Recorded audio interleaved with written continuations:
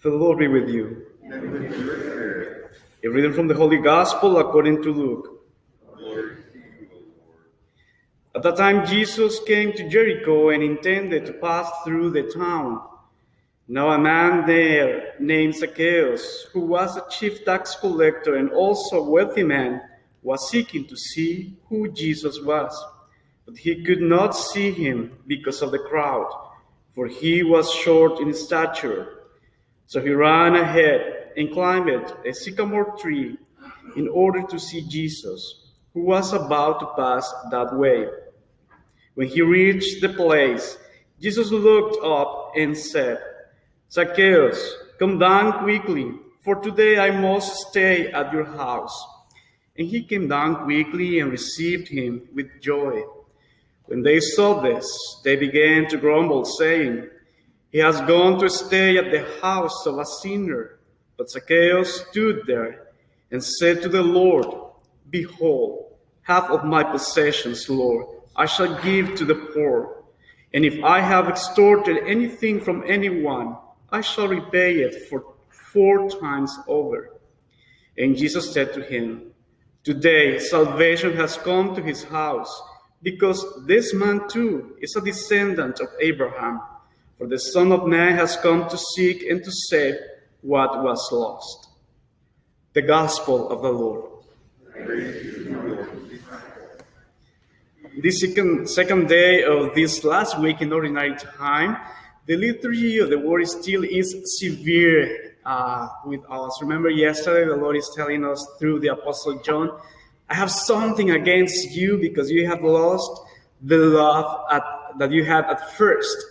And today, through the first reading, we hear again these commandments and insights from Jesus, who is telling us, "Behold, I am standing at the door, and I'm knocking.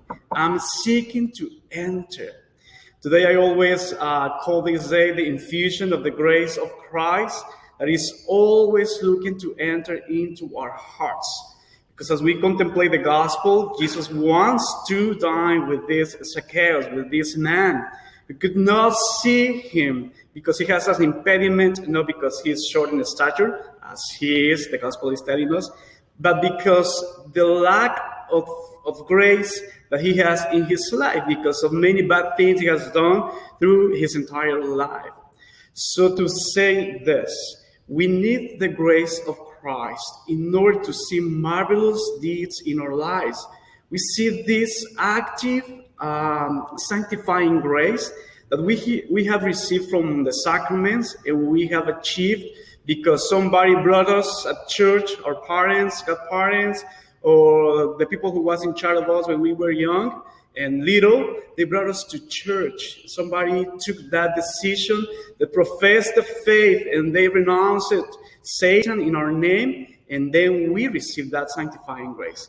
And we're still keeping that sanctifying grace through the sacraments.